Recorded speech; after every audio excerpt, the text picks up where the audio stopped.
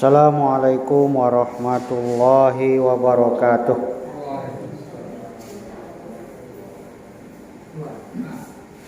Alhamdulillahi rabbil alamin. Wa bihi nasta'in fi umurid dunya waddin.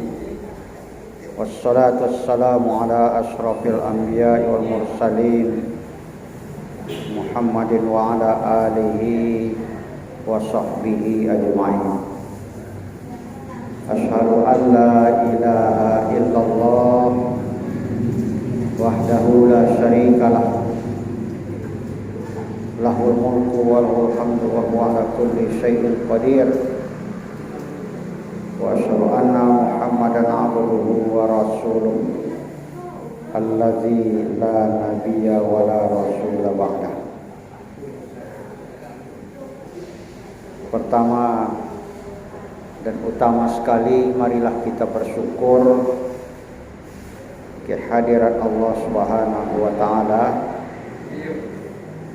yang masih memberikan kesempatan dan kesehatan kepada kita semua, sehingga kita dapat berhadir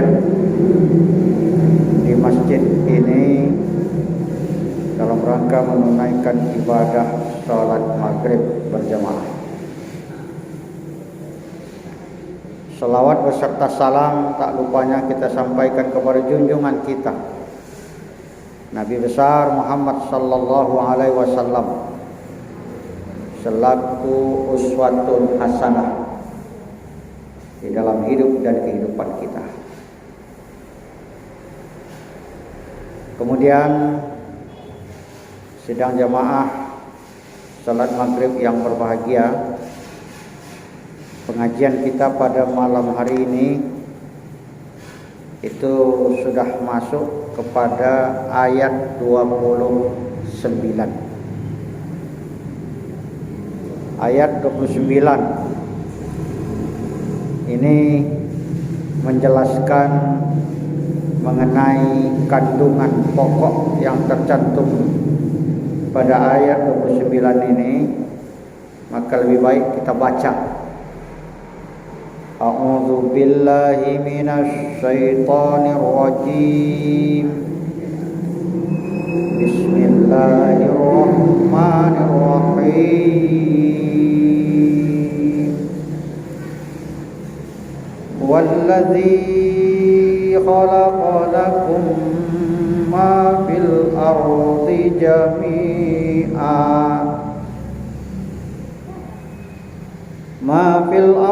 jami'an thumma istawa ilas samai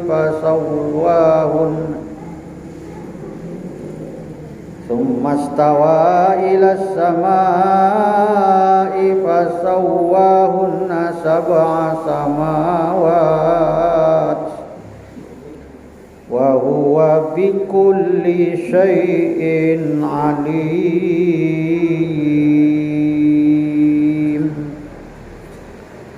Alhamdulillah rabbil alamin. Ayat 29 surah Al-Baqarah. Kalau kita terjemahkan, wallazi khalaqalakum, dialah yang menciptakan untukmu ma fil ardi jami'ah, semua apa yang ada di bumi. Tsummastawa ilas samai fasawwahunna, kemudian dia berkehendak untuk menuju langit, lalu dijadikannya fasawwahunna sab'a samawatin, 7 lapis langit. Wa huwa bikulli syai'in alim, dan dia maha mengetahui terhadap segala sesuatu. Sidang jamaah yang berbahagia, ayat ini masih dapat dipandang termasuk ke dalam satu kesatuan dari rangkaian tema besar yang didialogkan Al-Quran sejak dari permulaan surah Al-Baqarah ini, di mana pada permulaan surah ini Allah menegaskan bahwa Al-Quran itu menjadi petunjuk hidup bagi orang yang bertakwa, yang dicirikan dengan pertama, orang bertakwa itu memiliki pandangan hidup dan keyakinan adanya kehidupan lain di balik kehidupan dunia yang nyata ini, termasuk percaya kepada wahyu ilahi yang diturunkannya kepada Nabi Muhammad SAW, termasuk kepada nabi-nabi sebelumnya. Yang kedua, ya, bahwa bagi orang yang bertakwa itu dicirikan dengan memiliki jalan hidup. Jadi kalau tadi pandangan hidup, yang kedua adalah jalan hidup, yaitu berdasarkan kesalehan spiritualnya melalui ibadah kepada Allah, seperti diawali oleh ibadah salat yang disebutkan pada awal surah Al-Baqarah ini, dan kesalehan sosial seperti diwakili oleh pendermaan sebagian rezeki yang dianugerahkan Allah kepada kita umat manusia. Itu terdapat di dalam surah Al-Baqarah antara ayat 1 dan 5. Namun demikian, ada orang yang mengingkari iman kepada Allah, yaitu mengingkari iman kepada Al-Quran dengan pokok-pokok petunjuk hidup yang ditawarkan oleh Al-Quran, seperti disebutkan pada ayat-ayat sebelumnya. Ada satu golongan, mereka ini menolak beriman secara tegas. Itu yang disebut dulu sebagai kelompok orang-orang kafir. Jadi tegas dia menolak kebenaran itu. Kemudian ada satu golongan lagi tidak mempunyai ketegasan. Tidak ada ketegasan sikapnya, mengaku beriman juga tidak, padahal sesungguhnya mereka tidak beriman, yang disebut sebagai orang-orang munafik. Munafik itu di ayat 6 sampai ayat 20. Nah, itulah firman Allah di awal-awal surah Al-Baqarah ini. Sekarang kita lihat bahwa Al-Quran ini terus mendialogkan agar manusia ini menjalani hidup beribadah kepada Allah, ya, dengan berbagai tanda kebenaran Allah itu sendiri. Di mana di antara tanda-tanda itu adalah penciptaan langit dan bumi. Sebagai sebagai makhluk manusia yang diberikan akal oleh Allah Subhanahu wa taala, maka kita juga berpikir bahwa penciptaan langit dan bumi sebagai ruang waktu tempat manusia menjalani hidup duniawinya, kemudian dilengkapi dengan curahan rahmat Allah Subhanahu wa taala, maka pewahyuan Al-Quran yang merupakan mukjizat yang tidak mungkin diingkari, ya, tidak mungkin diingkari, serta berbagai perumpamaan yang dapat diambil pelajaran daripadanya, itu sudah diuraikan di dalam surah Al-Baqarah ayat 21 sampai 27 kemarin. Kemudian dalam sebuah pertanyaan retoris Allah menyatakan kebenarannya, bagaimana manusia masih tetap ingkar kepada Allah Subhanahu wa taala? Padahal kita tahu sebelumnya manusia ini tidak ada, kemudian dihidupkan atau diadakan. Nah, itu kan? Allah menghidupkan di alam dunia ini. Nah, setelah itu Allah matikan kembali mereka. Dan setelah itu lagi Allah hidupkan kembali di alam akhirat, yang kemudian semuanya dikembalikan kepada Allah Subhanahu wa taala. Itulah ayat 28 surah Baqarah yang kemarin kita terjemahkan, kita tafsirkan. Jadi proses ini semua menggambarkan kebenaran dan kekuasaan Allah, sekaligus menggambarkan perjalanan kehidupan kita manusia yang pada akhirnya akan kembali kepada Allah Subhanahu wa taala. Maka oleh sebab itu tidak ada alasan bagi kita untuk ingkar. Ya, tidak ada alasan bagi kita untuk menolak, ya, menjalani hidup beribadah hanya kepada Allah Subhanahu wa taala. Itu yang dihimbau itu. Ya ayuhan nasu ubudu rabbakumul ladzi khalaqakum walladzina min qablikum la'allakum tattaqun. Ayat 21 kan. Kemudian ayat yang sedang kita tafsirkan ini, Al-Baqarah 29, ini merupakan kelanjutan argumen dari ayat sebelumnya dengan menambahkan argumen yang baru. Jadi kalau pada ayat-ayat sebelumnya Allah berargumen dengan menciptakan seekor nyamuk, ya, dan sebagainya. Nah, maka pada ayat ini itu disebutkan tentang kenyataan jati diri manusia sendiri yang perjalanan kehidupannya itu berakhir dengan kembalinya kepada Allah Subhanahu wa taala.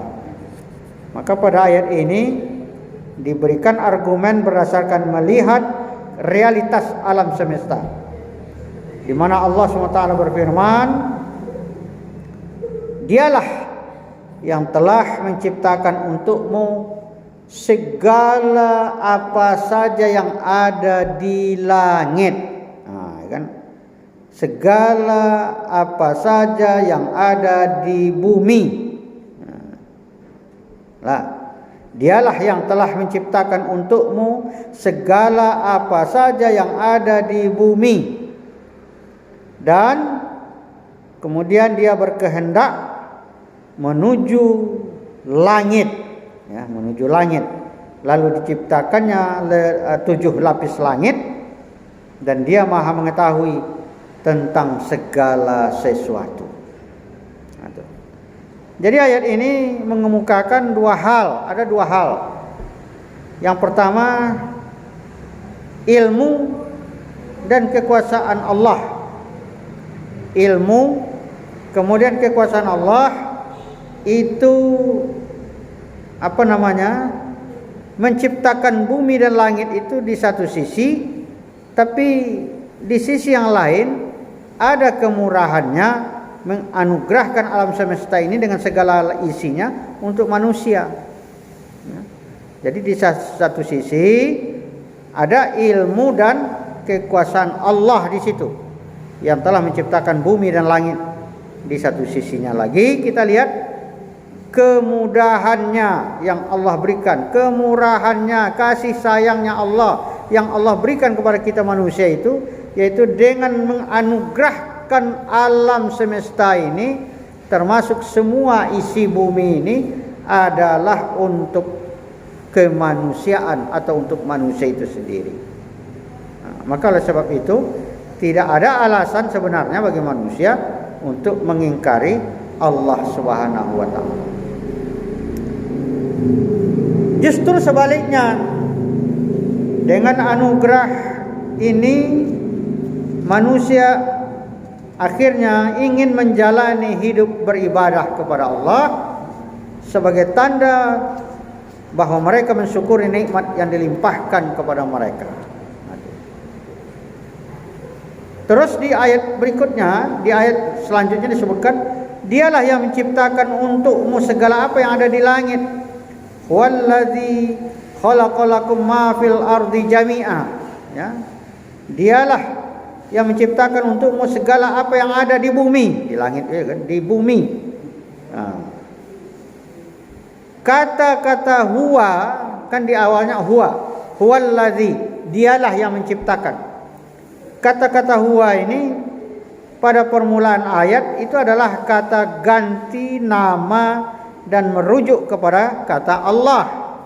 Huwallazi, dialah. Jadi dialah di situ adalah Allah Subhanahu wa taala. Kemudian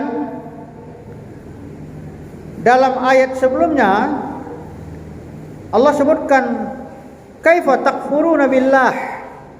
Ya, kan itu ada ayat sebelumnya. Kaifa takfuruna billah.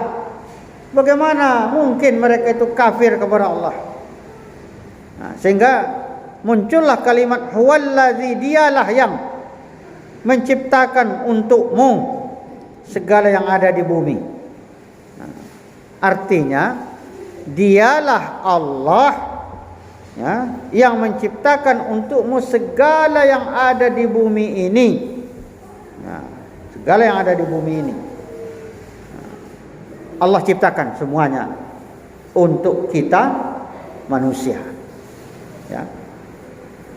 Kemudian kata-kata huwa ini itu di dalam bahasa Arab yang masyhur dibaca huwa apabila didahului dengan fi atau wa seperti pada akhir ayat, maka banyak ulama ahli qiraah yang membacanya dengan wahwa. Nah, dihilang u-nya. Wahwa jadi wahwa. Nah, kan? Yaitu dengan memberi syakal sukun pada huruf ha. Yang membaca demikian antara lain termasuklah ahli qiraat itu yang bernama Nafi', ada Abi Amr, ada Al-Kasai kan. Nah, dan banyak mereka ini yang ahli qiraah membaca wahwa itu dibaca disingkatnya wahwa. Wahwa. Kemudian ahli-ahli qiraah ini juga ada yang membaca menurut aslinya wa huwallazi. Nah, kan ada. Khalaqa secara leksikal ini mempunyai beberapa arti. Khalaqa ini bisa diartikan menciptakan dari tiada ya menjadi ada. Nah, ya. Artinya mengadakan sesuatu yang sebelumnya belum ada. Dengan kata lain, mencipta secara kreatif ya, mencipta secara kreatif karena belum ada contoh sebelumnya. Nah, itu yang pertama. Yang kedua ya, makna ini sesungguhnya masih dalam satu pengertian umum, sebab merancang pada sesungguhnya juga menciptakan sesuatu yang semula belum ada. Dan yang ketiga, khalaqa ini juga diartikan dengan arti majazi, berarti membuat-buat. Nah, membuat-buat seperti membuat-buat kebohongan. Nah, jadi pada sisi lain, maka khalaqa juga memiliki makna yang keempat, yaitu mencipta dari satu yang ada. Bisa diartikan seperti itu. Maka yang relevan dengan ayat 29 ini adalah arti mencipta dari tiada. Ibnu Sayyidah dalam karyanya dia menyatakan bahwa Allah ini menciptakan sesuatu itu berarti mengadakannya dari semua dari semula tidak ada, kemudian diadakan menjadi ada. Konsep ini kemudian membawa para teolog muslim kepada ajaran falsafah dalam teologi Islam itu sendiri. Nah, ajaran kreatif. Dalam ilmunya itu disebutkan creatio ex nihilo. Itu bahasanya kan. Itu yang pertama, kosmologi Al-Quran itu. Kemudian yang berikutnya, pandangan afirmatif terhadap dunia.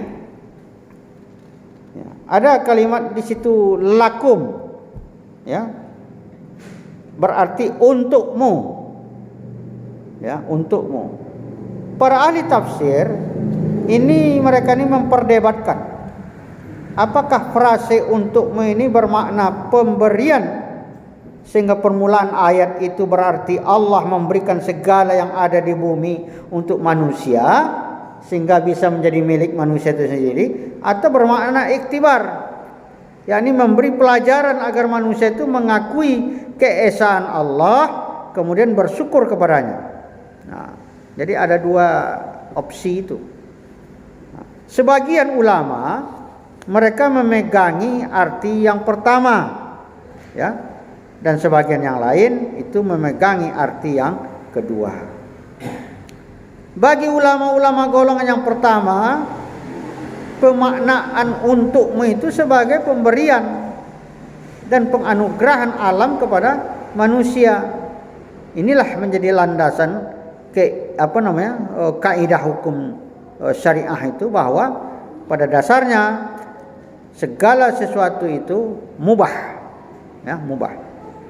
Nah, kecuali yang dilarang. Jadi pandangan ini dianut oleh kebanyakan ulama, termasuk juga para fuqaha, termasuk ulama dan fuqaha kontemporer. Tetapi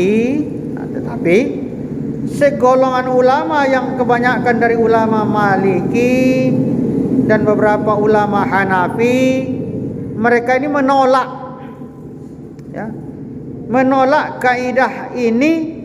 Kemudian mereka berpandangan sebaliknya, bahwa segala sesuatu pada asasnya, ya, ini disebutkan di situ dalam kaidah itu menolak kaidah ini, dan mereka berpandangan sebaliknya bahwa segala sesuatu pada dasarnya adalah haram.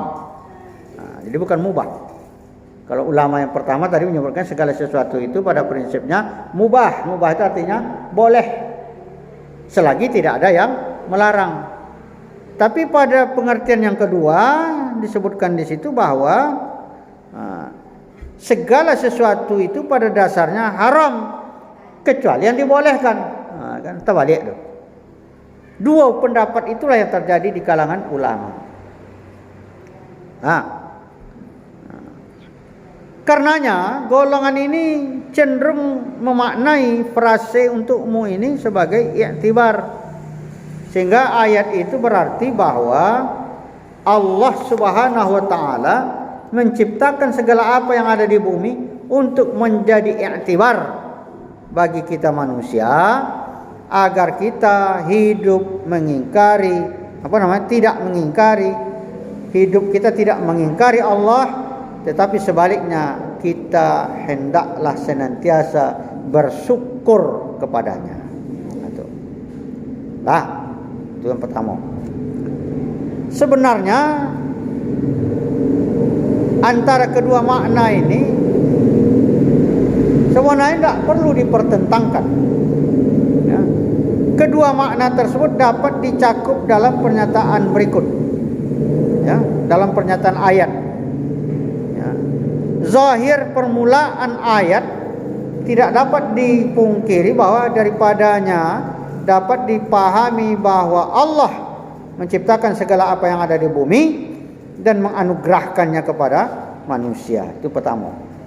Pernyataan ini diperjelas oleh pernyataan ayat lain dalam Al-Quran Itu misalnya dalam surah Luqman ayat 20. Itu kalau kita terjemahkan ayat itu, tidakkah kamu perhatikan bahwa Allah telah menundukkan untuk kepentinganmu apa yang di langit dan apa yang di bumi. Itu surah Luqman. Tapi sementara itu di lain pihak, nas ayat memang menunjukkan bahwa maksud ayat ini adalah dalam rangka meyakinkan manusia bahwa manusia itu tidak selayaknya mengingkari Allah. Tidak selayaknya. Tapi sebaliknya, ya, harus mengakui rububiyah dan uluhiyah. Nah, dalam arti kita yakin akan eksistensi Allah itu, dan kita menjalani hidup beribadah kepada Allah karena kita yakin akan keberadaan Allah. Itulah makna zahir, dan nas keduanya adalah makna yang sah untuk kita pegangi. Di pendapat ulama yang dua itu bisa kita pegang. Terus setelah kalimat tadi ada kalimat jami'an, semuanya. Berarti segala yang ada di bumi ini, ya, itu kata tersebut merupakan keterangan bagi frase apa yang ada di bumi itu. Dan bukan keterangan bagi frase untuk kamu, sehingga tidak dibaca untuk kamu semua. Tidak ada disebutkan untuk itu. Ya, itu. Kata summa umumnya berasal atau berarti kemudian. Dalam bahasa Arab, kalau kita colik, kata kemudian ini tidak selalu menunjukkan urutan proses, tapi terkadang hanya menunjukkan urutan penyebutan, tanpa bermaksud menunjukkan urutan proses. Jadi pernyataan ayat kemudian dia berkehendak menuju langit, ya, menuju langit, lalu dia menciptakan 7 lapis langit. Ini bukan berarti bumi dengan segala isinya itu diciptakan terlebih dahulu, bukan berarti demikian. Baru sesudah itu diciptakan langit. Sebab bila mana kita membaca ayat lain di dalam surah Al-Anbiya misalnya, ya, itu berbunyi, dan apakah orang-orang yang kafir tidak mengetahui bahwasanya langit dan bumi itu keduanya dahulu ada suatu yang padu. Itu ayat itu.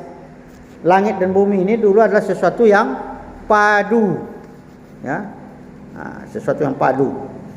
Kemudian kami pisahkan antara keduanya. Kemudian dipisahkan oleh Allah antara keduanya. Itu dalam Al-Quran dijelaskan itu, ya, oleh Allah Subhanahu wa taala pada ayat 30 surah Al-Anbiya. Jadi oleh karena itu kata summa pada ayat ini yang secara harfiah berarti kemudian, hendaknya kita pahami bukan berarti kemudian tapi bermakna dan.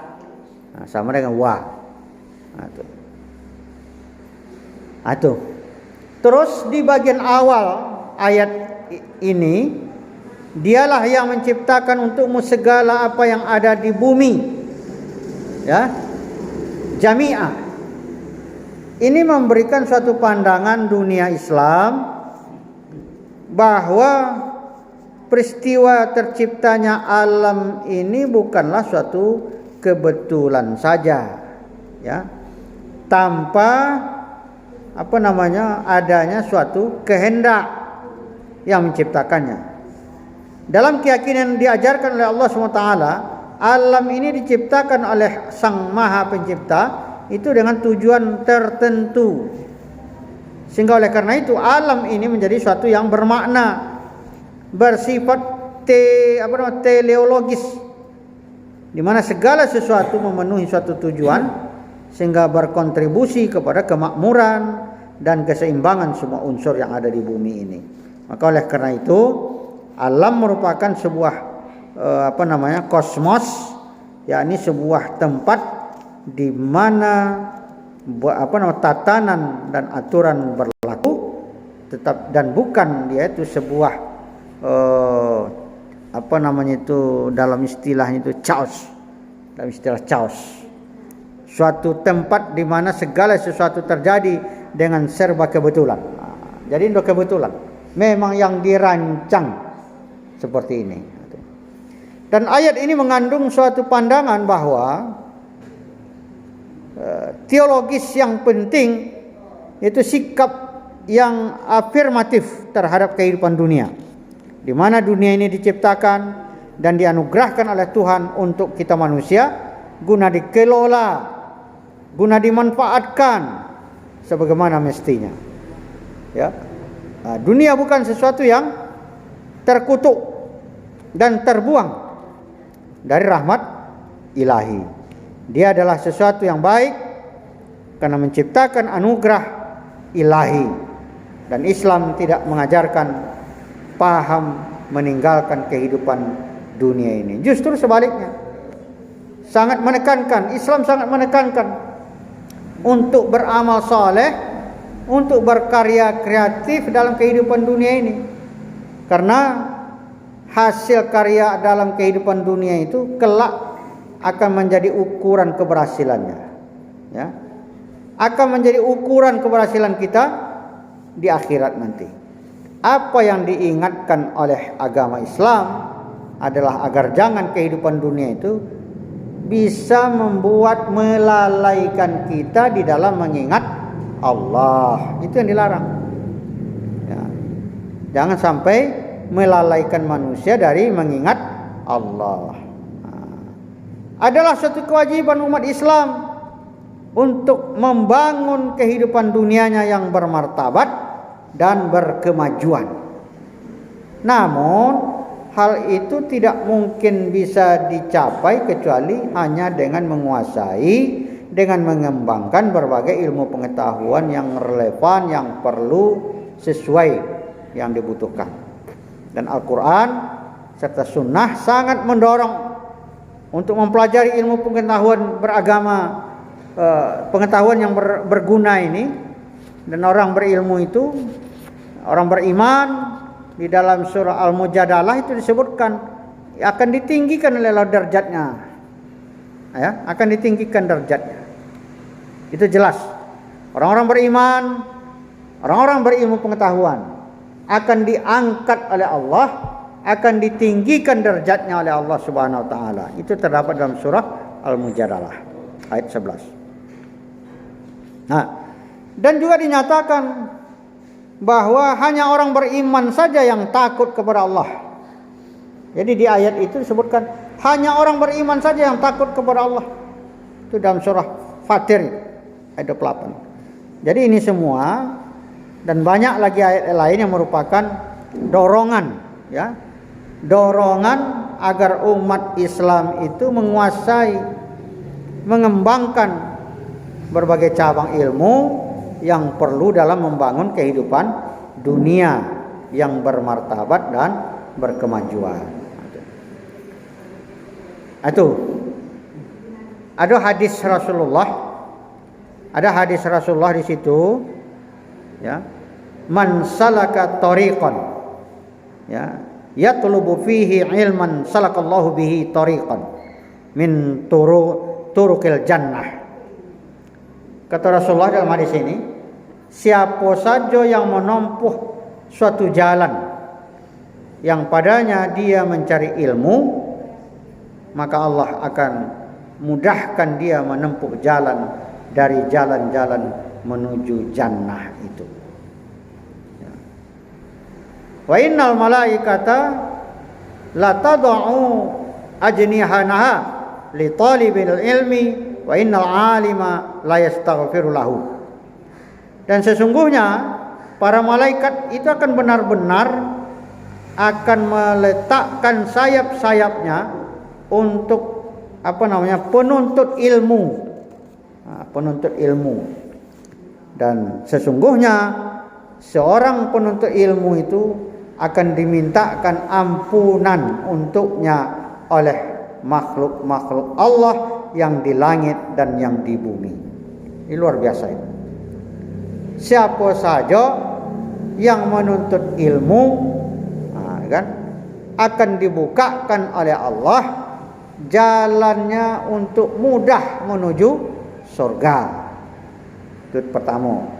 Kemudian sesungguhnya seorang penuntut ilmu itu, kata Rasulullah di sini, akan dimintakan ampunan untuknya oleh makhluk-makhluk yang ada di bumi dan di langit.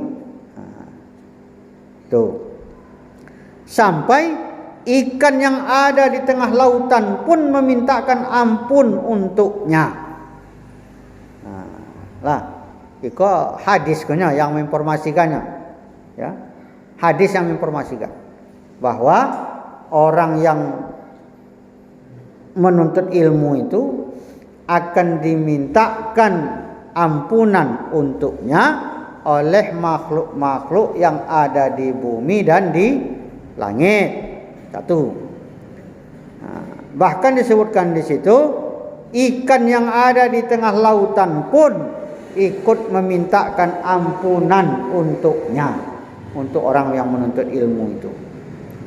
Inilah keutamaan seorang yang berilmu atas seorang yang ahli ibadah. Di mana kalau disebutkan di situ keutamaan orang yang berilmu dibandingkan orang yang ahli ibadah, itu seperti keutamaan bulan daripada bulan di malam purnama atas seluruh bintang-bintang itu.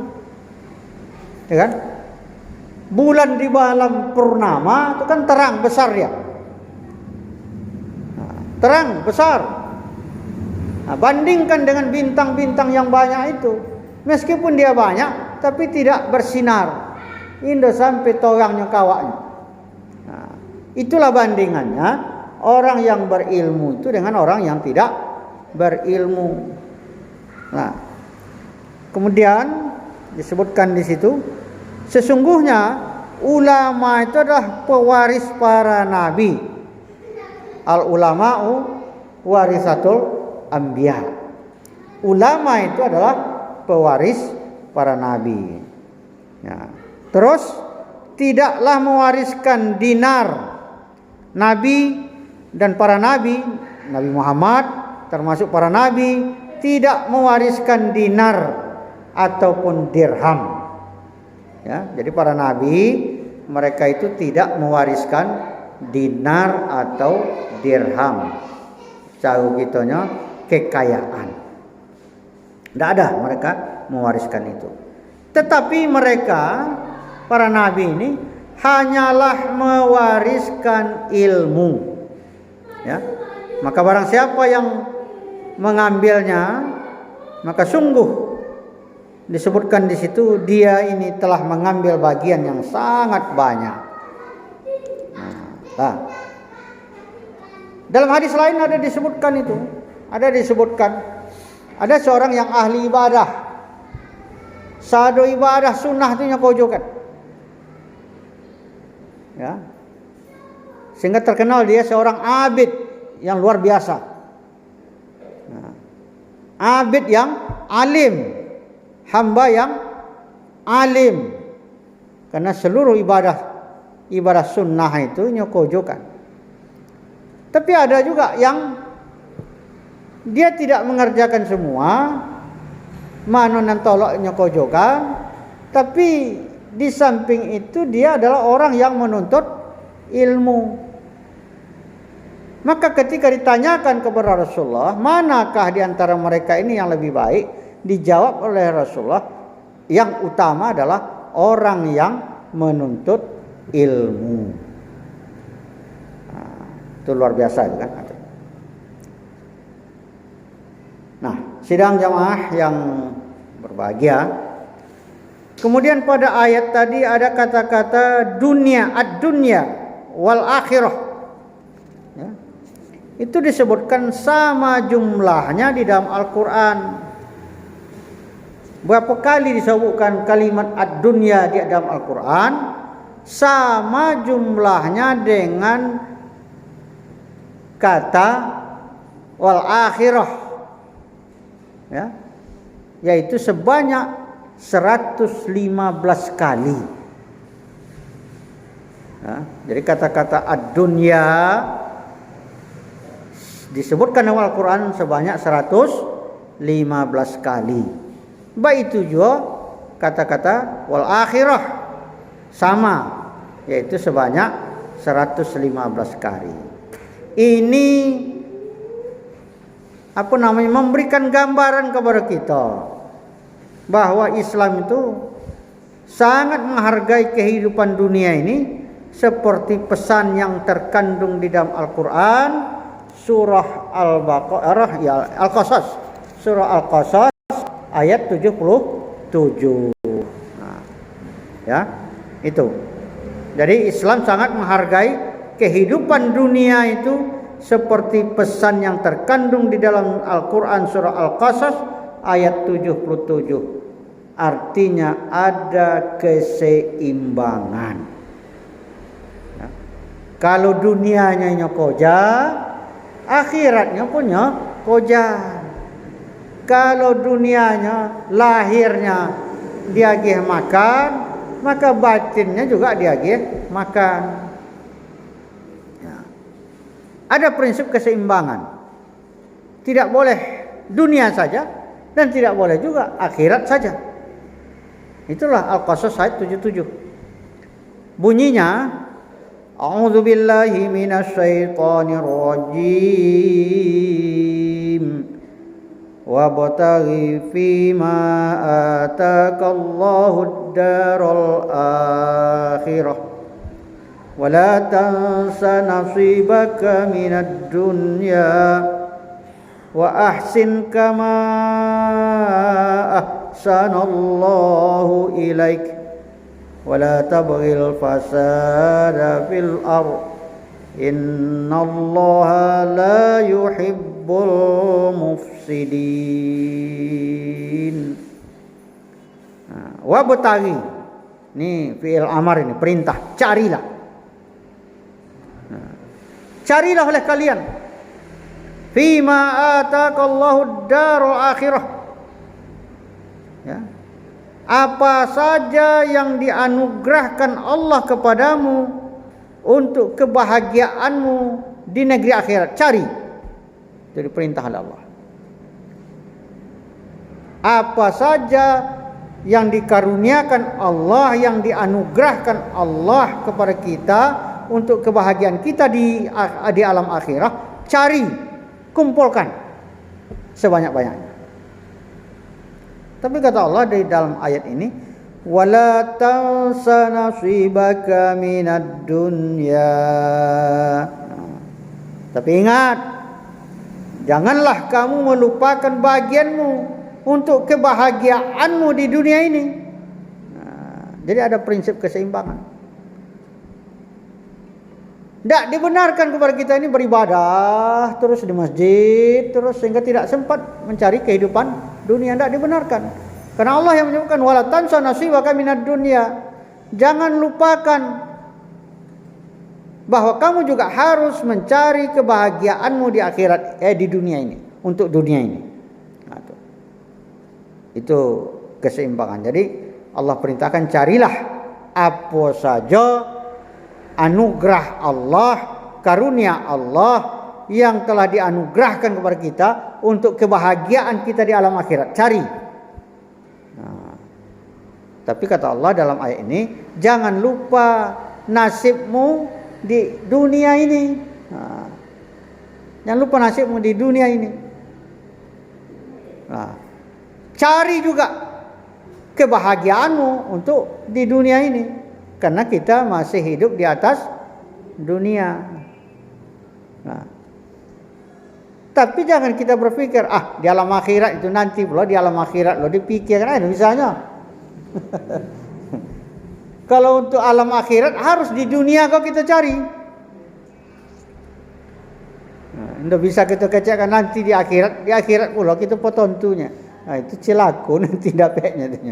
Nah, tidak bisa seperti itu cara berpikirnya. Karena kebahagiaan di alam akhirat itu harus dicari di atas dunia ini. Tapi jangan terlalu asik. Ya, terlalu asik mengumpulkan bekal kita untuk kebahagiaan di alam akhirat itu sampai kita lupa pula nasib awak di dunia kok. Tidak boleh. Maka ada prinsip keseimbangan. Wa ahsin kama ahsanallahu ilaik. Kata Allah dalam ayat ini, berbuat baiklah kamu kepada orang lain sebagaimana Allah telah berbuat baik kepadamu. Ada prinsip keseimbangan. Allah perintahkan kita berbuat baik kepada siapa saja sebagaimana Allah telah berbuat baik kepada kita. Nah, artinya apa? Berbuat baik ini adalah perbuatan yang sudah Allah lakukan untuk manusia ini. Ya, Allah sudah ciptakan kita sebagai manusia yang paling sempurna. Allah sudah berikan kepada kita fasilitas-fasilitas kehidupan yang lengkap. Allah sudah berikan kepada kita agama yang sempurna. Ya. Apalagi? Maka oleh sebab itu kita juga harus berbuat baik kepada orang lain. Wa ahsin kama ahsanallahu ilaik. Wa la tabghil fasada fil ard. Dan jangan pula lah kamu manusia itu suka berbuat kerusakan di muka bumi. Karena bumi ini sudah ditata bagus, sudah diciptakan bagus oleh Allah Subhanahu wa taala untuk kehidupan manusia. Tidak hanya zaman kita ini saja. Jangan kita menganggap yang manusia itu kita yang hidup di zaman itu saja. Manusia setelah kita sampai hari kiamat itu juga manusia dan mereka juga butuh alam. Kan? Jangan kita berprinsip selagi kita mampu, selagi kita sanggup, kita habis, kita eksploitasi semua alam ini sehingga tidak ada yang tersisa untuk orang-orang setelah kita lagi. Tidak boleh. Wala tabghil fasada fil ard. Jangan kamu berbuat kerusakan di muka bumi. Innallaha la yuhibbul mufsidin. Sesungguhnya Allah tidak menyukai orang-orang berbuat kerusakan. Jadi dengan demikian dunia kau dipandang sebagai ladang bagi akhirat. Ketika hidup di dunia harus mencipta sesuatu yang bisa memberikan manfaat bagi kehidupan dunia dan akhirat kita. Ya ayyuhalladzina amanu taqullaha wal tanzur nafsum ma qaddamat lighad wattaqullaha innallaha khabirum bima ta'malun. Hai orang-orang beriman, bertakwalah kamu kepada Allah dan hendaklah setiap diri memperhatikan apa yang dipersiapkannya, apa yang telah diperbuatnya untuk hari esoknya, dan bertakwalah kepada Allah. Sungguhnya Allah Maha mengetahui apa yang kamu kerjakan. Jadi ayat ini yang kita tafsirkan malam ini, ayat 29 surah Al-Baqarah ini, itu menegaskan bahwa memperhatikan kehidupan dunia merupakan sebuah kewajiban yang sama seperti kita memperjuangkan kehidupan akhirat. Ya, meskipun akhirat pada prinsipnya jauh lebih baik daripada dunia. Ya. Dan untuk mempersiapkan akhirat itu kita harus menghidupkan dunia ini dengan menggali seluruh potensi kehidupan dunia. Karena bekal itu kita kumpulkan di sini, tidak di akhirat. Di akhirat kita hanya menerima hasil. Nah, hanya dengan kalau dalam surah Ar-Rahman itu kan hanya dengan sultan kamu mampu melakukan itu kan. Kekuatan. Baru bisa kita mengumpulkan kebaikan di dunia untuk mengejar kebahagiaan di akhirat itu.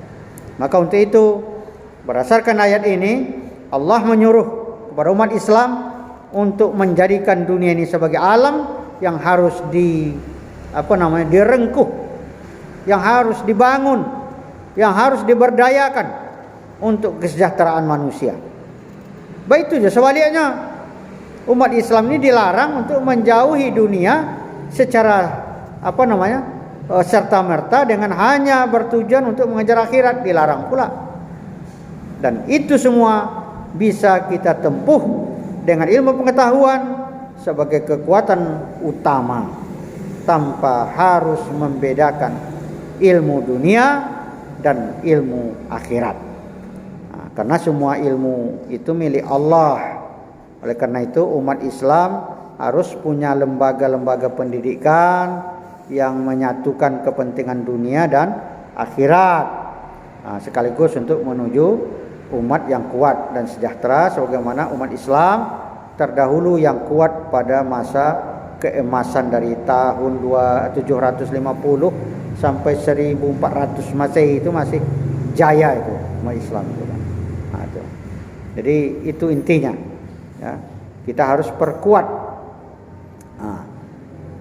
kesiapan kita di akhirat, itu harus kita susun di dunia ini, ya. Harus kita capai di dunia ini.